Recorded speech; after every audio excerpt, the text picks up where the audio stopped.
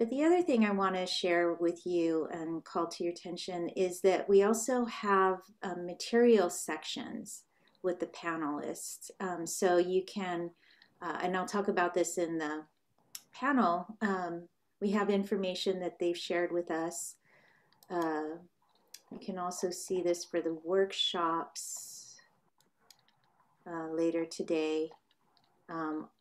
Information here, so you can, and this will stay up after the symposium, so you can come back to this and gather information. If people want to share their slides with us, we'll be putting them in the resources section and the materials section with the panel. If you have articles that you want to share with us, also send those and we'll put those in the materials section as well. So it's just a great way to keep the conversation going. And you can also watch the video of the panel again, or watch the video of the panel that you didn't get to go to. So, and this will stay up. Catherine, is it for a year after or longer? In Longer. perpetuity? Longer. Indefinitely. So it will be there forever, and you don't have to have millions of things on your desktop. You can just go to the website and look for the information.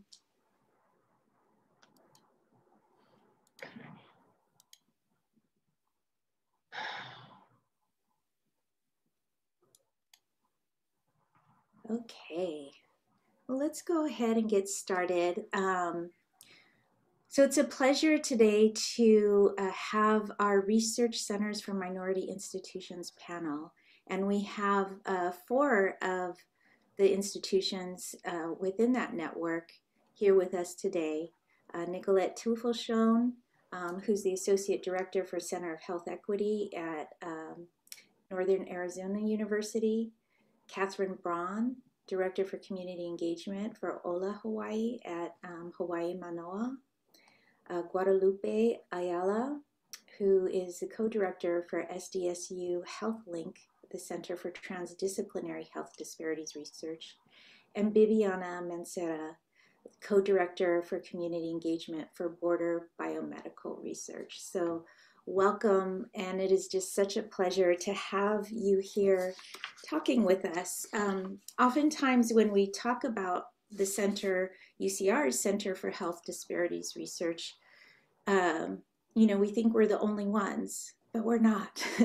We belong to this larger group of universities and institutions that have similar grants, and it's a network that is funded, 18 institutions, and they're NIH funded. And basically, we understand that, particularly when we're talking about community engagement and the similarities as well as the differences that we all share, to really make a difference in health disparities and health equity, that we need to do this together. We need to have a way of connecting our research and disseminating our research together. So I know that a number of the groups within the RCMI institutions have been collaborating on papers. We collaborate on sharing data. Each year we come together and talk about how we've been supporting early career scholars as well as senior scholars in transforming their work, thinking more around disparities and more recently around community engagement. And community engagement is one of the key aspects now of the RCMI institution. So we're going to talk a little bit about that today. I thought I'd share a little map of where all of the other institutes are. And so today we've gathered mostly the western and into the Pacific of the United States. So UCR, Northern Arizona University, University of Texas El Paso, and University of Hawaii Manoa. So we're just excited that everyone could join us here today, and hopefully maybe one day we'll have all the institutions together on the West Coast, because usually we meet out in DC.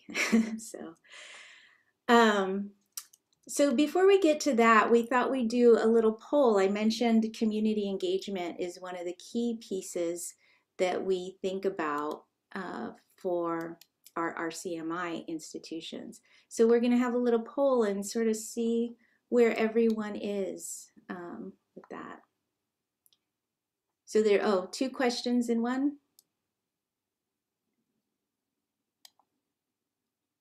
So the first question, do you practice community engaged research? And then the second is, does your research include any of the following? So you can check all that apply.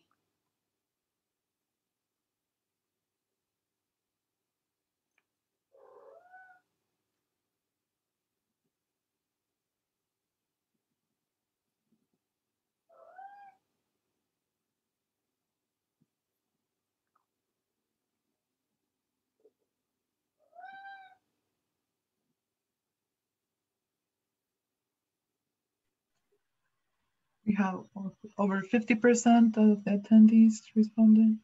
Okay, we'll give it another little minute before I close the poll. So I'll just share with you that last slide that I took down. So we have our guests here with us today, and we thought it would be great for them to share the work that they've been doing. And so we would start the conversation with 5 questions. So each panelist will be responding to 5 questions. We've also put this as their responses in the material section on the panel, so you can get that with get that information as well. So I'm going to end the poll and stop sharing screen. Share results. So the majority of people are practicing community engagement.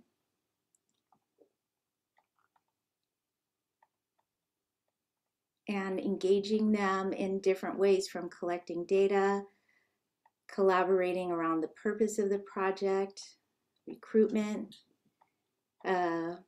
training, so capacity building. We can do more work around capacity building, and we can do more work around co-presenting information about the research with our audiences, so co-presenting with our community partners. So we have a little sense of who's in the room, and now I will turn it over to our panelists. And then Nikki, would you like to start us off? I think you're still muted. You'd think after doing this all year and teaching classes, I would have that down. But anyway, would you want me just to answer the first question and then we'll go around, or how do you want to do that in terms of the 5 questions? Well, I think some people have PowerPoints, so go ahead and go through all the 5 questions. Okay, I'll do that. So I don't have any PowerPoints. I welcome everyone who may be viewing this this conference right now. Just by means of introduction, Nikki Tufel-Schoen, as Juliet mentioned, at Northern Arizona University, and much of our RCMI here in Northern Arizona is focused on collaborations with indigenous communities, Native nations that are in our region, as well as rural populations and a growing population of Hispanic people who have come to the region for employment. And so that's really our focus in terms of reaching out to our community partners. We have, in terms of our goals and aims, we've focused a lot of our initial attention on getting together and understanding our community partners in the region. And that has led us to develop a regional health survey so that we were able to ask the leadership in our counties, 5 counties that are here in Northern Arizona, about what they may already be doing about health equity in their areas and what they think health equity is. And so it's the idea of getting a common language. And we also have included other stakeholders and players that are beyond the health departments. So we have actually tapped into the county managements, into tribal leadership, meaning not only council members, but also the people that are in charge of housing, other kinds of employment that the tribes may have. So we've tried to be very broad in our scope of doing that, of understanding what health equity is in the region, because long-term, we would like to have more of a partnership of the stakeholders in Northern Arizona and getting them to talk to each other. Right now, the counties and the tribes tend to be very siloed. And so the idea of, can our RCMI really allow and help facilitate an ongoing regional discussion of maybe allowing us to partner across those counties. To move on a little bit to, do we have a primary partnership or multiple communities? We actually work with multiple communities. We work with health organizations. As I mentioned, we work with counties. Some of these relationships are very long-term. Some of them are over 30 years old in length, because the investigators that we have as part of our RCMI had previous relationships, and they came into our center bringing those relationships. So some of the relationships are very long, some of them are new. In particular, the connections with the counties are new. We had not worked with them as an entity. We had worked with health organizations or grassroots organizations in the various counties, but we hadn't really talked to county management. So we've really tried to bring them into this regional discussion of how can we address health equity in our region. Thinking about our primary partnerships, and I would encourage you to look at the materials that I offered in that materials section that I think is available to you all. I would encourage you to look at the video series we put together. It's called Voices of the Community, and it is conversations between investigators and their community research partners. And the partnerships have developed many different ways. To be transparent, oftentimes the initiation for starting those partnerships does come with a funding mechanism, whether it's the university reaching out to community partners or community partners reaching out to the university so they can apply for funding mechanisms. And we have made a concerted, purposeful effort to have those partnerships extend beyond the funding mechanism. So recognizing that the funding mechanism got us together, but recognizing that we have complementary skills so that we can continue to move forward and address other issues and perhaps apply for other funding sources. But oftentimes the initiation really does start with one, either the community or the university reaching out to the other to get some assistance and to sort of blend our partnerships. The fourth question is about what are people doing right? And I think that the theme of equitable partnerships has been key to our success. And that meaning to engage in joint decision making, and joint data collection, joint interpretation of the research results, and in dissemination. We again have been, as the outreach core in our RCMI, really working with our more junior investigators so they see that all the pieces of the partnership should transcend the research process and not just be thinking of our community partners as in key positions that can help you find participants, but really thinking through the research methods, thinking through the interpretation of the data, and also dissemination, whether that means presentations or whether it means publications. So really doing that in an equitable way. The other key element, I think, to our success is being able to provide enough time for community leaders to be comfortable with all the research protocols and to really give an approval. And this has been key in tribal communities where it's really a requirement that you have to provide that.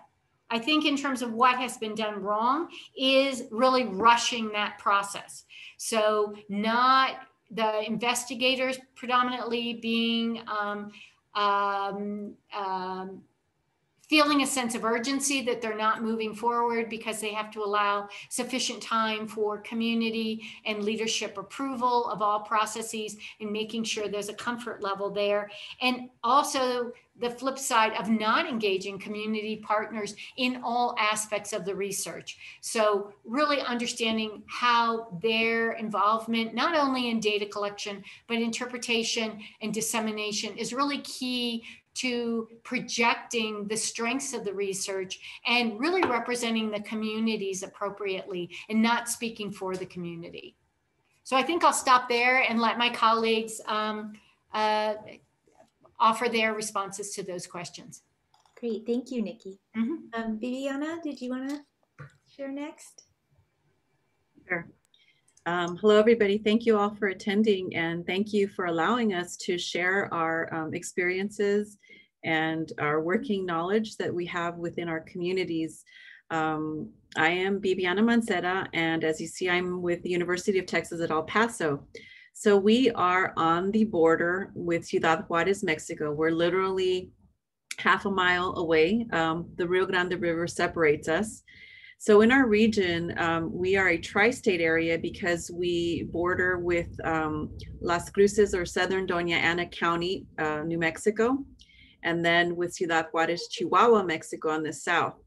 Our population is predominantly Hispanic. 92% of, or 93% of our population here in El Paso is Hispanic, and 92% of that population is of Mexican origin. So for our research center, we've been funded for over 25 years. So for the last 23 years, the center was focused primarily on bench science. So there was a shift with the RCMI centers that we needed to include community engagement. I happened to come on board as a very junior faculty, and having to bring together community engagement. So for me, it was a natural fit because I am from the area. I am born and raised here. I am Mexican American. And so all of the networks that I had built upon throughout my life and my career have been here in my community. So when we looked at what we were trying to do with this new center, we were focused on cancer health disparities because we found that this was one of our strengths. So as part of this, we decided that we needed to expand a tissue biorepository that focused on Hispanic tissue samples because there isn't one that really exists in the United States. So as you can see, there's still a connection to the bench science, which is the biology of cancer. And so for me, community engagement is, we have several different aims. So one of them is to expand on these relationships that we currently have. The other is to engage with the community, to give them information on the importance of donating tissue samples to a biorepository or participating in research in general. We know that at the national level, minorities do not participate in clinical trials, which is something that's very important to us because when we look at therapeutics, we know that they can have adverse effects on minority populations. So this is one of our goals, is to get our community involved in research in general. The last is to expand on the aims that we have within the center. So to help junior faculty or faculty who are coming into health disparities research.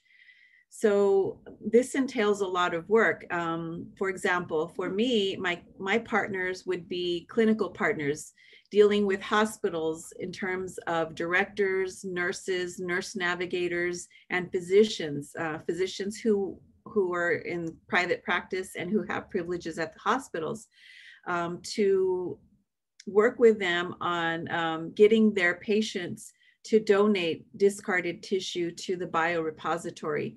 So as part of that, we also work with, or I also work with nonprofits and primarily community health workers, but here we refer to them as promotores or promotoras de salud. They have been very efficacious in Central and South America, parts of Africa, and in India. And we have a very diverse group here of over 350 certified promotoras.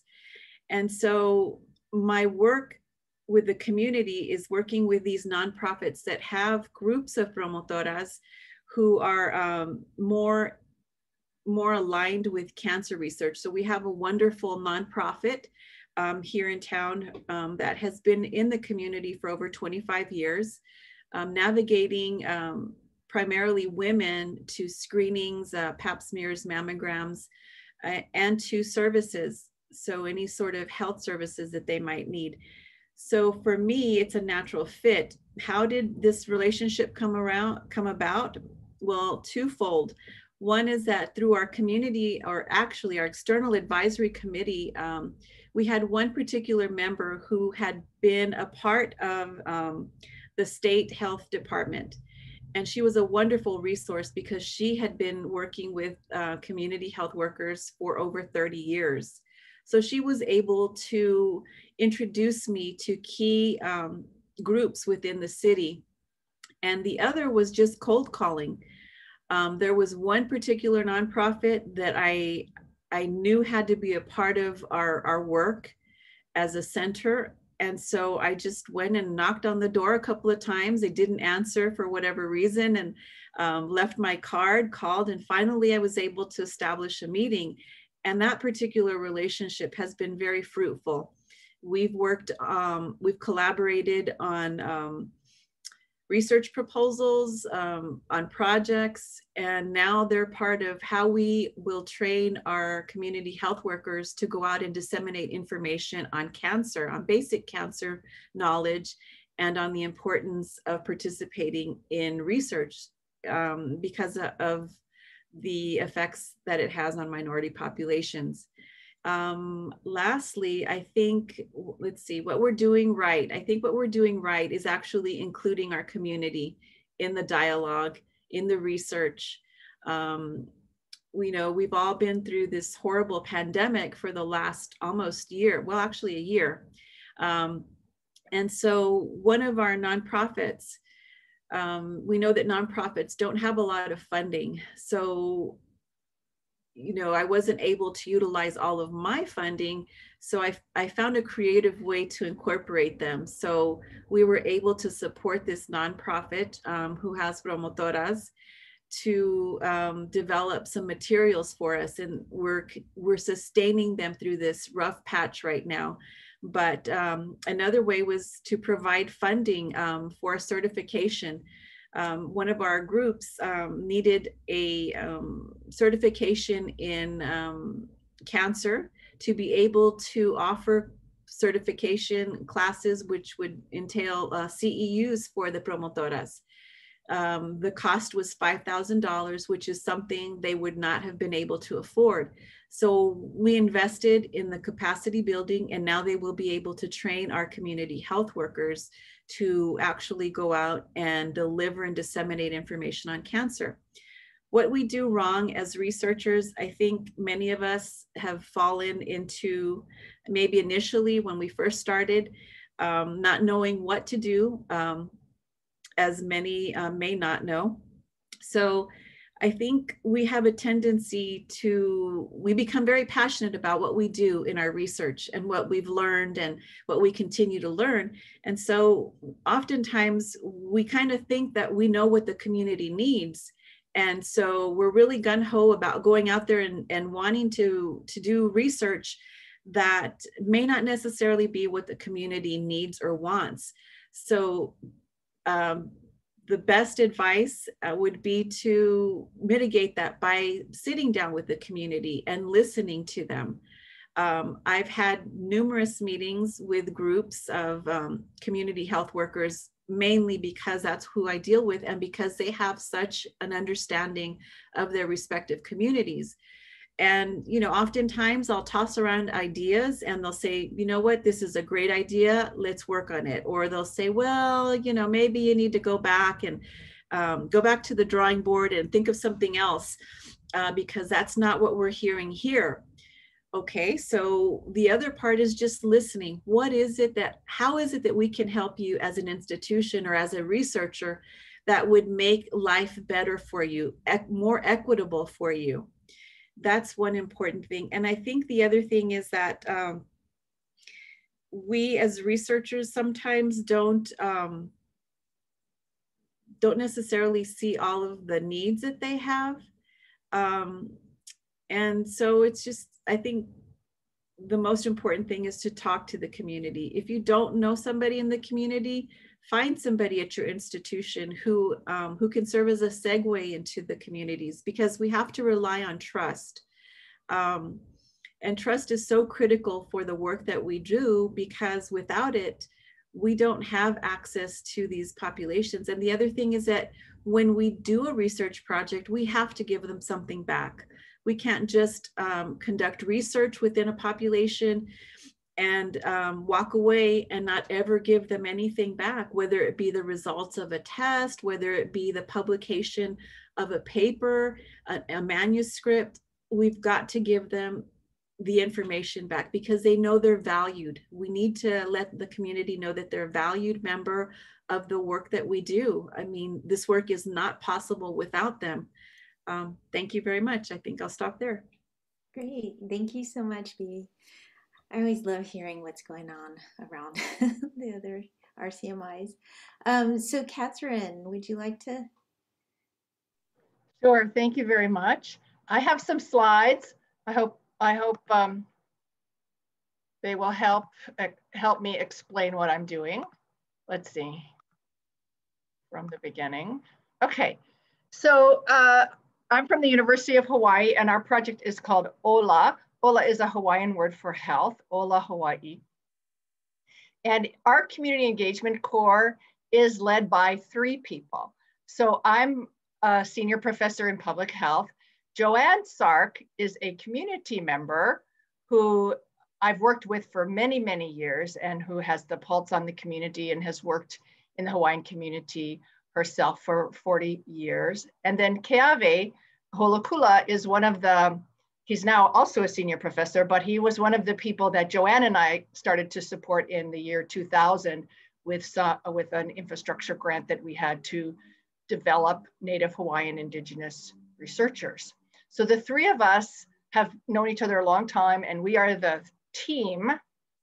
I tend to navigate the university system. Joanne is more out in the community, and Keawe covers both areas. So what are our primary goals? Well, these are the services that we provide. We convene a community engagement core hui. I'll show you their pictures on the next slide, but they have very important roles to assess community need. And so that assessment has been done for our broad community, like what kind of things would they like to see researched, and also in the Filipino community. So we've done Hawaiian community and Filipino community. They review proposals. So we have pilot applications under review at this point, and next Monday, like in a few days from now, they'll be meeting. Each proposal is reviewed by 3 KEC Hui members, and we discuss them, and then we talk about not only their significance and environment and approach, like the NIH criteria, but also how are they really interfacing with the community. And we sponsor trainings and reports. We assist investigators. I think all of us assist investigators with proposals and building skills and getting community to the table and into their projects. And then we help move the community research by bridging community and investigators and building trust. So these are just some of the researchers that have presented at our meetings, but we also have meetings in the community. We've had our investigators present out at the beach when we were all planting limu, which is a kind of reseeding limu, which is a kind of seaweed, or if we're picking taro in the valley, we've had research meetings there where researchers have presented to the community and to investigators that come. So just a picture, because this second question is, which community are you working with? And like others have said, we're working with lots of different communities. These are the members of our Keck Hui, and they represent community health centers, they represent hospitals, they represent Native Hawaiian organizations, Filipino organizations, mental health organizations, homesteads. So here we don't have reservations, but we have homesteads. So land available for Native Hawaiians, hard to get, but there are several homesteads that are engaged with us, and several physicians who are really helpful when we need to review some of the more basic and biological proposals that come forward, Department of Health and so forth. So this is just one of our partners. So question 3 was who initiated a partnership? Well, this is just one example of a partnership that we support and help. And this is, Ilima is a community person at the Waimanalo Homestead, and Jane Chung-Do is a faculty member in public health. And actually they began their relationship in 2006 when they had, when they worked together on a CDC grant, or a grant on youth violence prevention. And they decided, they did an assessment of the community, and they decided that one of the biggest issues was food insecurity. So, and that was a social determinant of health that of course influences everything. And so they developed, they wanted to go into aquaponics. So aquaponics is, you can see in this picture, there's a tub, there's fish under there, you feed the fish, they poop, then the water gets recycled and it gets squirted on the plants so that they're fertilized, and then you can grow plants in a very little soil at the tabletop. So they have worked on this now for 15 years, and all of the grants that they've gotten, Ilima and Jane are co-PIs, and they have other co-PIs. Somebody from the College of Tropical Agriculture is a co-PI.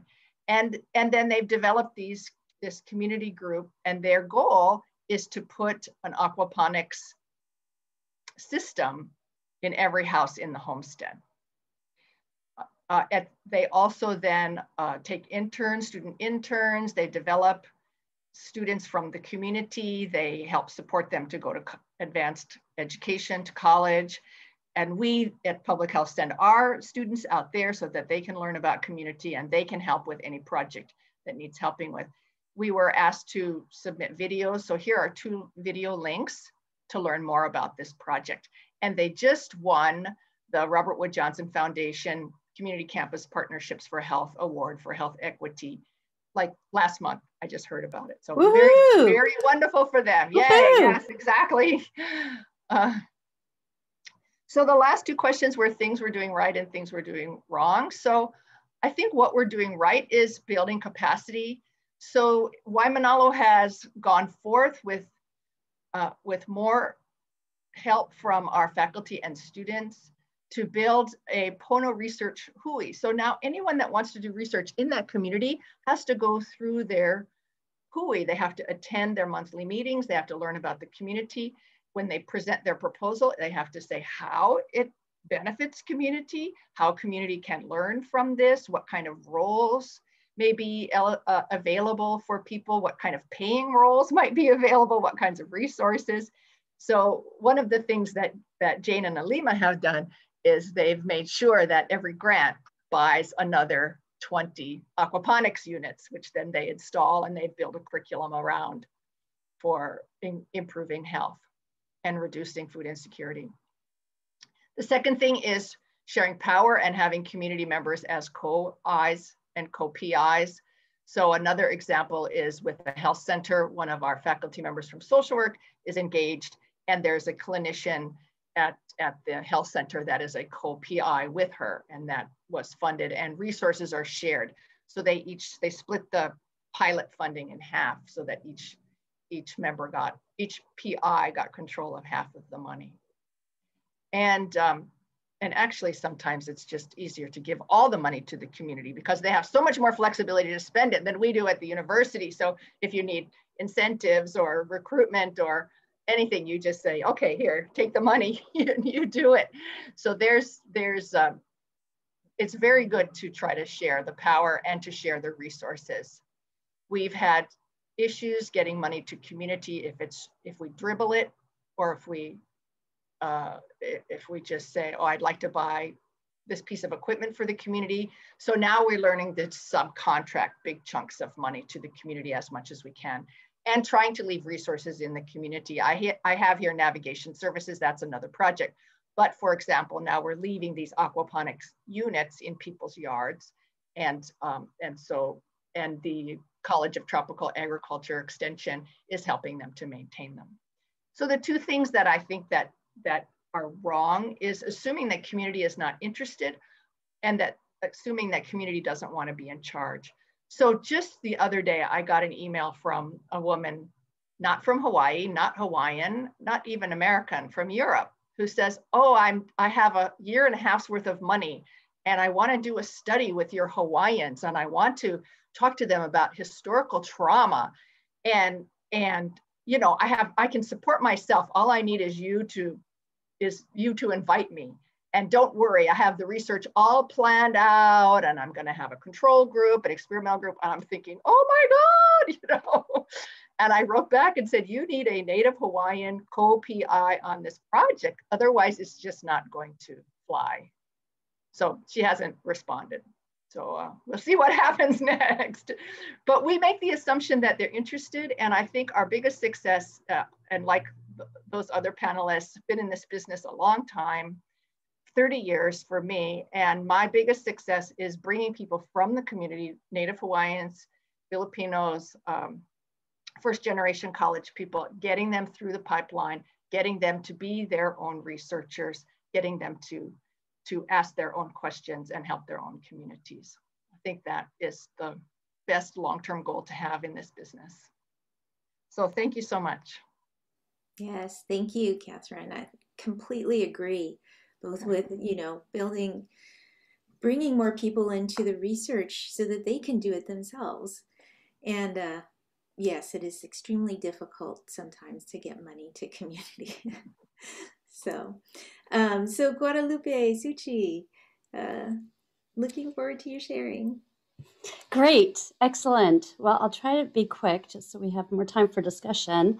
My full name is Guadalupe Xochitl Ayala, but I go by Suchi. I'm representing the San Diego State University Health Link Center for Transdisciplinary Health Disparities Research. We were funded in 2018, September. Also, I'd like to acknowledge the rest of our community engagement team, Carla Armenta, who's with us today, Robert Vargas Belcher, who's a new Health Equity Research Associate, and then my two individuals who share the responsibility for the Community Engagement Core, Dr. Sarah Gambato, who's an associate professor in physical therapy, and Dr. Tracy Finlayson, who's a professor in health management and policy. Myself, I'm a professor in public health with a background in health promotion and behavioral science. So what we were trying to do with the Community Engagement Committee, at least on the university side, was to have representation from individuals such as myself that was interested in individual to community level changes to promote health, me specifically in obesity and asthma, among other diseases, and obviously the conditions that affect them. Dr. Finlayson is much more of a policy researcher, and Dr. Gambato is much more of a clinical researcher. So really helping us to think about how we might do the translation from research to practices and policies eventually in partnership with our partners. We span the areas of San Diego County and Imperial County, so just south of where we would all be if we were in person. The two primary goals for the San Diego State Health Link Center Community Engagement Committee are really to build reciprocal learning and understanding about how to do this effectively, not only among our researchers at San Diego State, but obviously with the individuals that we're collaborating with, because they are very interested in building their research skills. And then obviously, as I mentioned earlier, is also just building the evidence to translate to practices and policies. In terms of our partners, we were funded initially with 2 federally qualified health center partners, Clínicas de Salud del Pueblo, which is in Imperial and South Riverside County, and Family Health Centers of San Diego, which covers San Diego County. We also partner with the County of San Diego Health and Human Service Agency, so we're really trying to have the broadest reach possible. The way we designed our community engagement core was really trying to go deep with these organizations as opposed to necessarily having breadth across organizations. It's actually something that we're going to be modifying as we move forward. Not that we don't want to lose that depth with specific organizations, but we want to have a little bit more combination of both.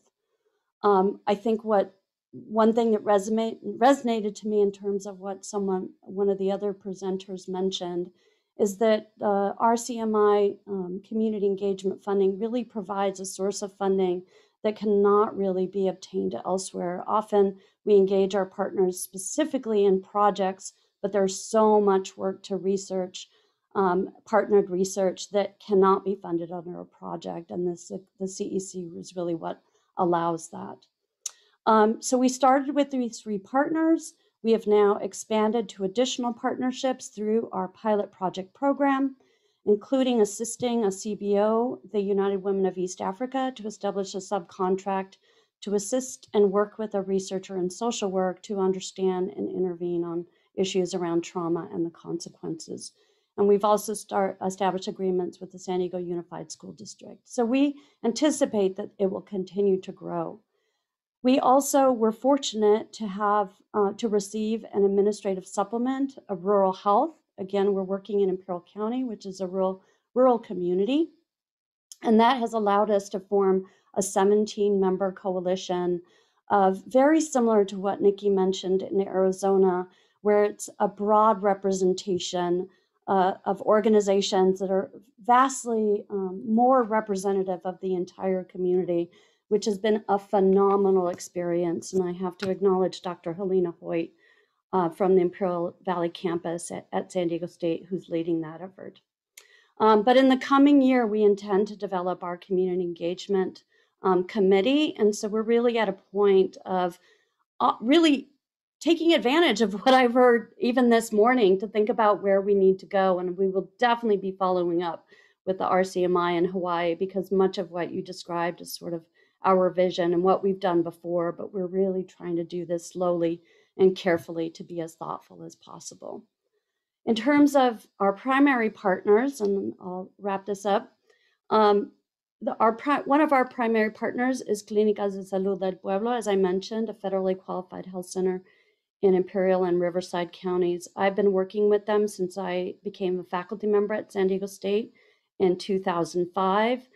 And really, as some of you may have heard, if you were at this last year's conference, gave a keynote in my long-term history with them, and honestly, growing up with them more than anything else. What do our partners say about our researchers? Well, at least that we care about the community. So that's good, right? We might not know what we're supposed to be doing, but there's a clear commitment that we care, and that we care about our students. And that they recognize that we're mostly interested in being collaborative. We just often don't know how to do it. In terms of things they get wrong, I very much agree with Dr. Braun. They assume that partners don't have research questions. That is a very wrong assumption. They have many, many data needs and research needs. We're just using the wrong language when we talk to them. And then the other thing we do wrong, and what we're trying to do and fix, is that we just don't know how to budget appropriately. So we assume that research activities can get easily folded into a system without impacting the system and having consequences on people's scope of work or time. And that is a woefully inaccurate assumption. And so we really need to work more on that aspect. So that was it. Hopefully I didn't take too long. Great. Thank you so much. And again, it's so great to hear everything that you've been doing and that we can aspire to and we can learn from each other. So thank you. I wanted to start, I'll go to the question in the chat in a moment. I wanted to start with a question that is building on one of our keynote speakers last night, where Dr. Rupa Maria was talking about decolonizing medicine. And actually, a lot of it has to do with farming, the work that she's thinking around. So it fits in with the projects that you're thinking around. But so in thinking around decolonizing the research process, so much of community engagement is about doing things differently. And so can you talk a little bit about how you see your work as part of really addressing questions of structural racism and changing the way institutions work?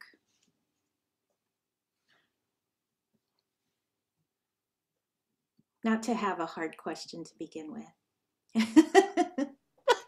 Yeah, that could take, I've been thinking about that. Thanks for sharing them earlier too. Yeah.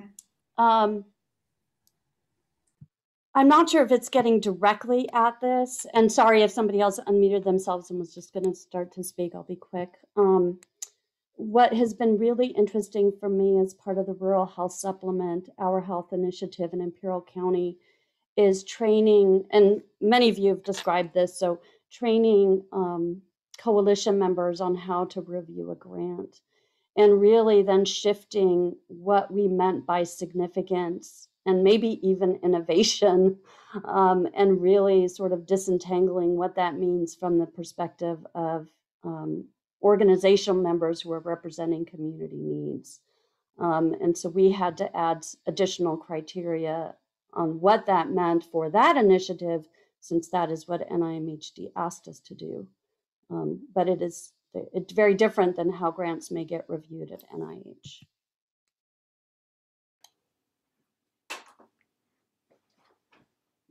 Thank you. Did anyone else want to contribute, Catherine? I think for structural racism, the approach that we're taking is finding people in the community that want to become the researchers for that community, and then getting them into school, getting them graduate assistantships, getting them involved in research, and getting them jobs. It's a long process, but I think that's been really helpful for us. And the second part of the question is the university. I think you said dealing with the university. I just wanted to tell a quick story about one of our investigators who was working with Filipino churches to run focus groups. So she wanted to run focus groups in 10 Filipino churches to ask a research question that was of importance to community. But to do that, she wanted to give them resources. So she went to the university, said, okay, I have $50,000, so I want to give each church $1,000 for their help in organizing these focus groups and giving the incentives and getting the food and all the things that are hard to pay for. It's hard to just submit bills for incentives and food and stuff to NIH or to your fiscal officer that is worried about NIH rules. So she wanted to subcontract to all 10. Okay, so we were able to do that. But then each church had to prove that someone had had IRB training. So we had to set up a group city training group session, so that we went through city training, we went through each section and each question and helped them, we got all these computers set up and we helped them go through it and pass their city training so that they could get this $1,000 so that they could run the focus groups. So took time and some creativity, but it worked.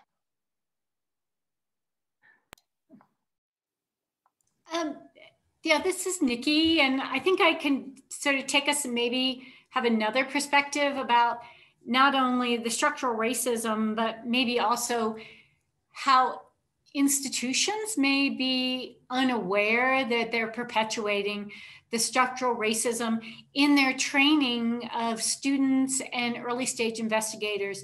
And it makes me think about, one of the things we do in public health is really advocate the social determinants of health. And we are very fortunate here at NAU that we have a large Indigenous student population, even at the graduate level. And having really hard discussions about the grounding of those social determinants of health, of being very grounded in a non-Indigenous perspective. And so all the things that the social determinants of health are missing, and the idea of having Indigenous determinants of health, and what does connection to land, what is having a spiritual grounding contribute to the outcomes of health. So in the social determinants of health, it sort of suggests that if you've got income, housing, education, transportation, if you have all those things wrapped up, you're good to go. You're right. You're going to have a good health outcome. But the perspective of thinking about social determinants of health as what other aspects are there to that process? And I think that then leads into how do institutions train students and early stage investigators? Because of what I think some successful investigators and graduate students do is they kind of compartmentalize their knowledge. So they have their knowledge that they've gained from their own lived and experiences, often in Indigenous environments, and they have one sense of what makes them whole and what makes them healthy. And yet they know when they're in the academic institution that it just be too complicated to bring that all up, and just remember what you're taught in class and apply it. And so I think we have a really a real challenge in front of us as to how to nurture and encourage students to bring their experiences to their academic path. And I think we don't always do that. Sometimes we just think they'll know how to do that, and they don't. They tend to, kind of leave it to the side and remember what they learned in class. So I think as an institution, sometimes we're not aware that we sort of channel students into, or even early stage investigators, into a certain path, and it may not be honoring or acknowledging a lot of lived experience. Thank you. Yes, thank you so much for that. Particularly because we are committed to working with the students, and we don't want to change them into another institution, but really bring the fullness. I loved your framing of, them as whole people, and how do you bring that here? Any other thoughts on that? So, it's interesting because there's some questions in the chat, around the details, and working in the institution, there's these ways that we get in our own way and can't get things done, and that work with the community. So David has the question about the ways the institutions work around community engagement and community-based research, and the things that we're allowed to spend and not allowed to spend. And are there layers of requirements, or does everyone just follow NIH rules? I'll speak to that one. So actually, before I became a PhD, my background was in project management. So as part of my work with another center, a health disparity center, I had to find very creative ways to justify expenditures. And as several of the panelists mentioned, subcontracts are the easiest way to work with community members, simply because of the accounting and the processes within our institutions. As long as they align or are congruent with your aims and goals, there really isn't much of a problem. So for example, people always say, oh, we can't put food on our budget, or we can't put incentives on our budget. I've never had an issue with NIH because we always deem it as culturally appropriate, which it is, because in our cultures, food is such a key element. That's just one example. So everything revolves around food, festivities and everything. So that is a justification. So for us, if we have a focus group and we want to have refreshments, we will put refreshments. It's refreshments, not a meal. So that is accepted. But again, it has to do with working with your a project manager or your Office of Research and Sponsored Projects. But again, it's creative. How you justify it, how you justify your expenditures is key. And again, the subcontracts would be the easiest and best way to work with community members. But as Dr. Braun mentioned, we do come into problems in terms of research and even institutional processes. I can tell you, I've had a very recent experience with my community health workers in trying to hire them as community health workers. The institution was very hell-bent on, no, they are going to be called research technicians or collection technicians. And I said, they're not collecting anything. But again, they wouldn't work with me on just hiring them and giving them a subcontract. So they made them employees of the university, which is which again, you talk about the institutional racism. I think inadvertently, many times it happens because, for example, they took fringes out of their paychecks, and I'm thinking they're not earning very much. They are not employed for more than a couple of months at a time. They're never going to access these benefits. And then they wanted to have them all participate, or needed to have them certified with our compliance training. And I said, wait a minute, how could these poor women, not necessarily poor, I'm saying, how could these women who have no background in research at the institutional level, how can you possibly want them to take these courses on compliance trainings, whether it be on procurement or on the use of chemicals and all sorts of modules? I said, this is crazy. You're wasting their time and you're wasting my time. And it wasn't even in Spanish. So that was the other issue. I said, how do you expect my team to complete these modules if it's not even in a language they can understand? Because I didn't hire them because they were proficient English speakers. Our populations, 72% of our population speaks another language at home. So you've got to make things culturally appropriate. This is another issue, again, institutionally. Thank you, Nikki, for bringing that up about our institutions as well. Sorry. This is great. I wish, and we said this at the beginning too, it should be a longer panel, especially when we want to talk about structural racism.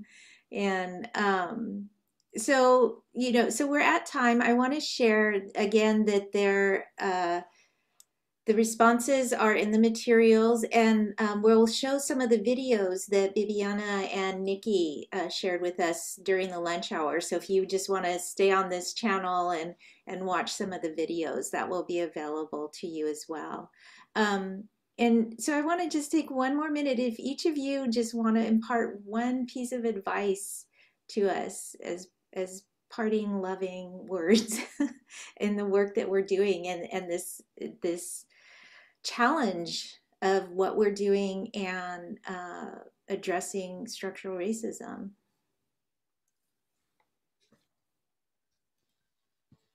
I'll say one parting word, but it's actually directed to Mia and her question. And just have patience, Mia, because if you're committed to community engaged research, they will. You just have to work with them to help understand the value of that observational research. So it's our responsibility as researchers to try and teach and educate and help understand why we need to build that evidence, because you don't want to do something inappropriate in the end. They'll get it. We just have to figure out what the language is. So feel free to follow up with me if you like. Thank you. Catherine? Yeah, just to say, it's you have to be in it for the long term. So just keep at it, have patience, find the people in the community that you can work with that want to learn, and empower them as much as you can. Thank you.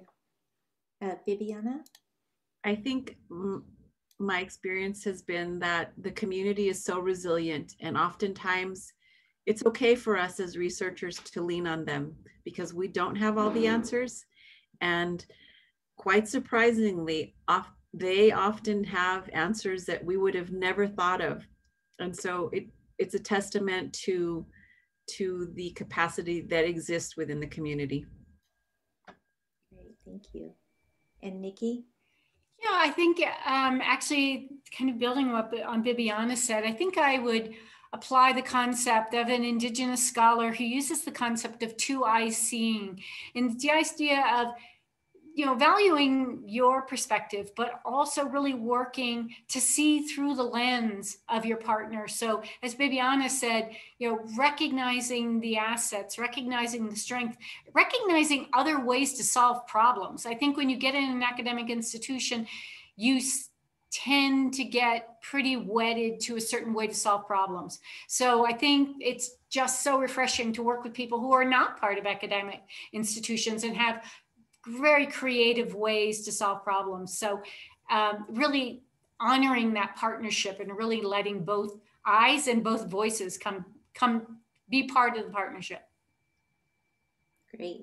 Thank you so much. Thank you for sharing all your experiences and your wisdom.